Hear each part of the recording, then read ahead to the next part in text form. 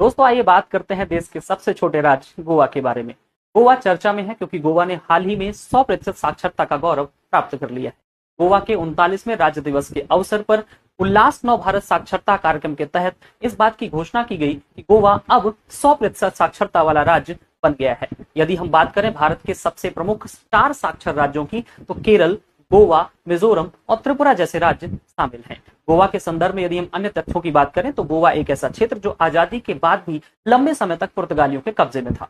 1961 में इसको पुर्तगालियों से मुक्त कराया गया। उसके बाद 1962 में 12वें संविधान संशोधन अधिनियम के तहत दमन एवं दीव के साथ इसको भारत का एक संघ शासित प्रदेश बनाया गया था। इसके बाद यदि हम बात करें तो 1987 में 56वें संविधान संशोधन के द्वारा भारत के 25वें पूर्ण राज्य के रूप में गोवा को स्थापित किया गया था। आपको बता दें कि गोवा एक तटीय राज्य है और यह तटीय राज्यों में सबसे छोटी तटीय सीमा वाला राज्य भी है। Thank you.